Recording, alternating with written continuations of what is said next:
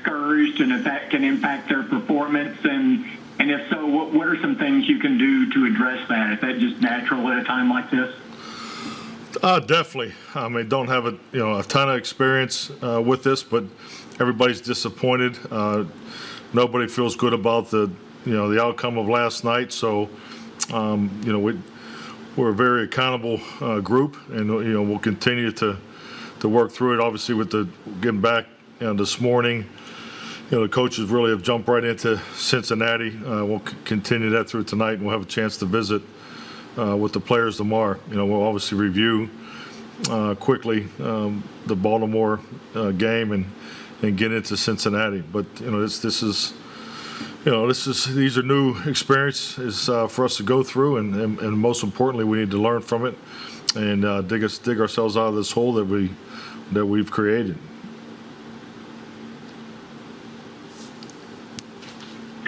Did you see some effort issues late in the game the other night?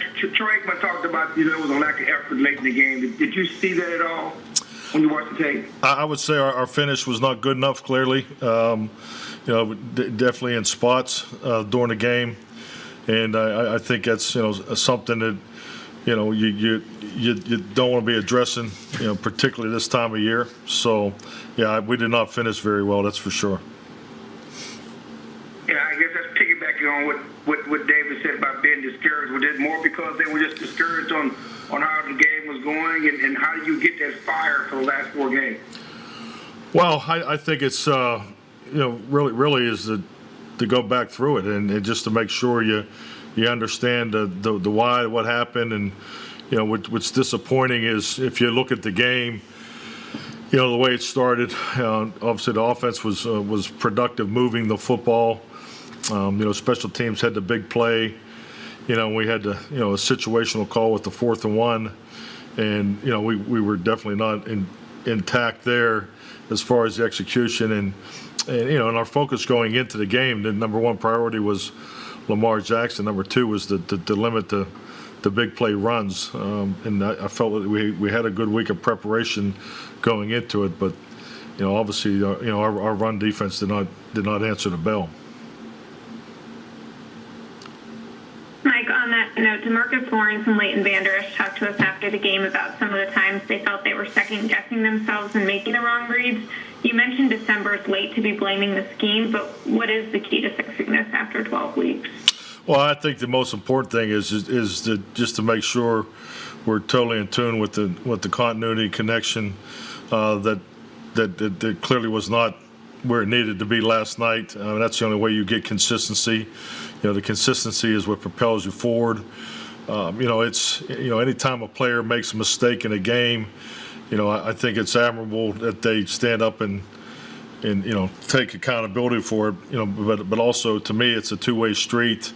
There's a methodology to frankly how I handle it in the media, and there's a reason behind it. Because when I see a player make a mistake, the first thing that I look at is did we give the player enough opportunities in practice to see that look, particularly the play that you're talking about with Leighton and D. Law. I mean, it was a situational defense that was called at the right time. We got exactly what we were looking for, but our execution wasn't there. So frankly, that's kind of where we are. Sometimes we've had some of those moments this year where you put in a situational call and you have a chance to rep it in the practice, but it didn't show up in the game. So I think that's always the accountability you're looking for. So as a coach, you want to make sure you're giving the players the resources, the attempts, and the practice looks to make sure it shows up during the game. And then obviously I think our guys have been very accountable when they have made mistakes. Mike, you mentioned giving enough time to these players' practices, given that you had 11-12 days to prepare for the Baltimore game, and now you're on a short week. How much does that concern you? They'll be prepared for Cincinnati. And on a similar note, do you feel this defense has consistently sustained improvement at any time this season? Well, you got a couple questions there. Number one, we're on a short week, so his schedule is part of the challenge. We all understand that. So we have a chance to talked to the trainers briefly this morning, and then we'll get with them again this evening just to see where we are as far as who's available and who's not tomorrow. But we'll be ready when we go to Cincinnati. And then, obviously we had a lot going on last week preparing for Baltimore. And as I've already stated, I thought we had a strong week defensively. I thought our preparation defensively was actually better than our preparation offensively. So I think that's not abnormal when that does happen. But, the offense played better than the defense in the game. Obviously, Mike, you guys didn't practice today. Can you tell us what the players were responsible for? And Zeke is on the injury report with a calf. Is that something that might keep him limited when you do get back to the field and going into Sunday? I mean, the early report on Zeke is, we don't see him doing a whole lot. Obviously, in practice Thursday and Friday. We'll have more information as the week goes on. And I'm sorry, what was the first part of the question?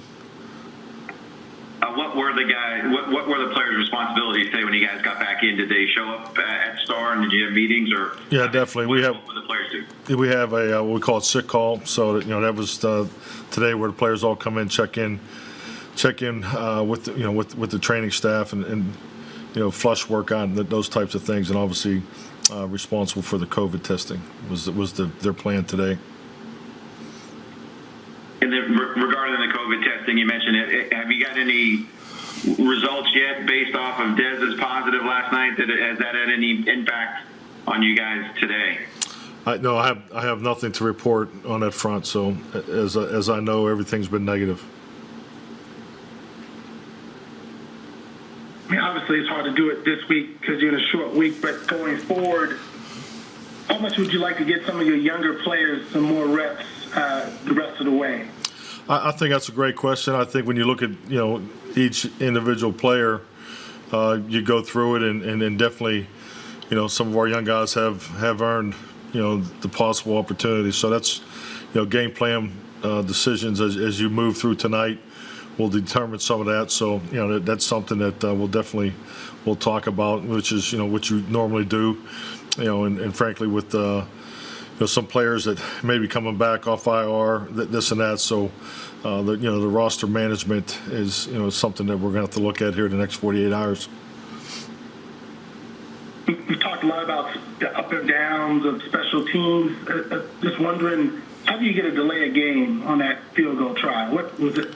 What happened there? Disappointing. I think really the mechanics. I think we're in a huddle a little too long, but I think anything as you manage the game, whether it's your quarterback, obviously the holders knew, you read body language. I mean, ultimately, you're responsible for the clock. You don't want to waste the time out there, but we were set for the field goal. I was surprised that the ball wasn't snapped, and we took the delay of game. So obviously that's at the end of the day, game management is something that comes back to our operation, and like anything, ultimately my responsibility. But still, I think as a whole, we need to make those field goals. I thought the offense did a nice job moving the football, throughout the game. There was definitely a game where I didn't think it was going to be that high scoring going into it, but it was a game where you're playing a tough defense. So I mean those field goal opportunities are ones definitely we need to hit. You mentioned the word accountability a few times already in this conference call. When you see a lack of effort in some spots of the game, what's the recourse for that inside your building? How do you go about addressing that to players in a group setting or an individual setting? How do you go about that? Well, I mean, I think it's like anything. You have a methodology, you have a process. We have an extensive grading and evaluation process that goes on, not only after games but also after practice. So, every snap that a player participates in a game is evaluated, it's recorded, and without getting into the details of all that. So it's obviously something that's presented and identified with them in a group, also identified with them individually. We start off in team meetings and go through the overviews and then obviously break up offense, defense. So I'm a big believer in self-scout is more important than the opponent scout. That's a process that I've always done. So, and I think our players and coaches, and I think have done an excellent job with that part of it. It's something that's new here. It's always different everywhere you go. So it's a process that we've done a good job getting implemented with our IT department and the football technology component of it. So and it takes the whole process. I think the coaches being accountable to the players when things are not clean for them, and vice versa, that the players are accountable for growth that is definitely needed throughout the season. Where did the failures lie when you evaluated the run defense last night? We could see from home just the some eye discipline in certain areas, but when you looked at it, where were those shortcomings, and be it with coaching or player execution, how do you go about closing the gap so that the execution is better on game day? Well, I think like we discussed early in our time together, one of my earlier meetings with the media, I don't correct players in the media. I think that's part of the two-way street process of accountability. It's definitely something I've always exercised. I don't see the benefit of going through player grades in front of a camera. It's something that hasn't maybe served me well for public perception, but to me, I think it's an easy way out. I think evaluation, in particular, in this game, in the in-depth of, without stating the obvious, sometimes mistakes that are made in the game are obvious. We clearly understand, what happened. Player, it's a breakdown, but there's also a lot of times where there may be an adjustment, a call, and things leading up to that go into that. So I think those conversations are for our accountability sessions that we have after each contest, and that's the way I've done it, and that's the way I addressed this in the beginning of the season. Mike, when you have a player like Andy who spent a lot of time in Cincinnati, 9 years, I think, when he goes back to play his former team, have you ever talked to your players that have had this situation and say, hey, don't try and do too much, don't try and impress everybody, don't put too much on yourself here? Oh, definitely. I think you always run into these types of situations, particularly with older players, and the longer you're in the league, you'll experience it. So, I think every situation is different for each individual. I think with Andy's maturity and personality, and I mean he's been at this a long time, and I'm sure he's looking forward to going back on a number of different fronts. But I have not spoke to him about it yet. But yeah, I think it's definitely something you're always aware of, and at some point there'll be some type of conversation, between players and coaches.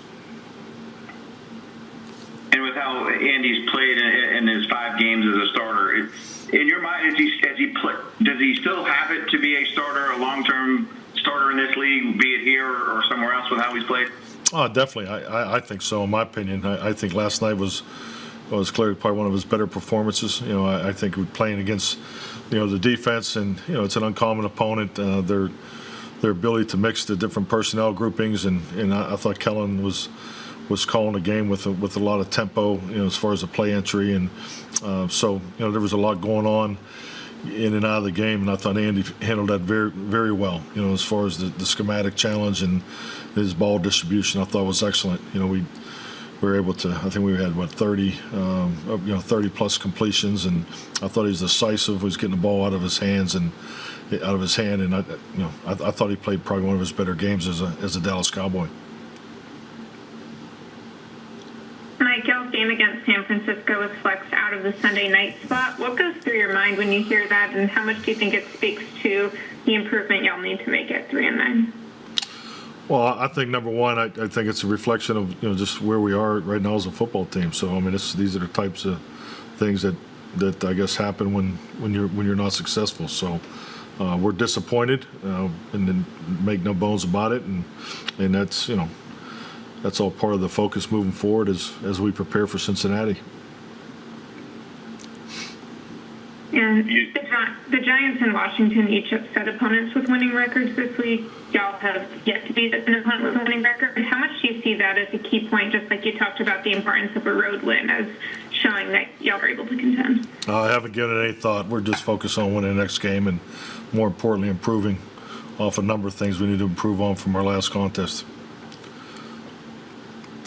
Cal Biotis, Trayvon Diggs, either of them, do you believe are candidates to resume practice this week? And also, another IR-related question, you guys placed Zach Martin on that list days ago.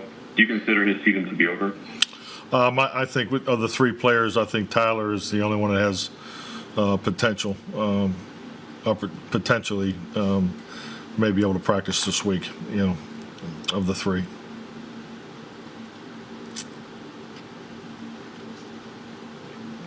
Okay. Good. All right, thank you.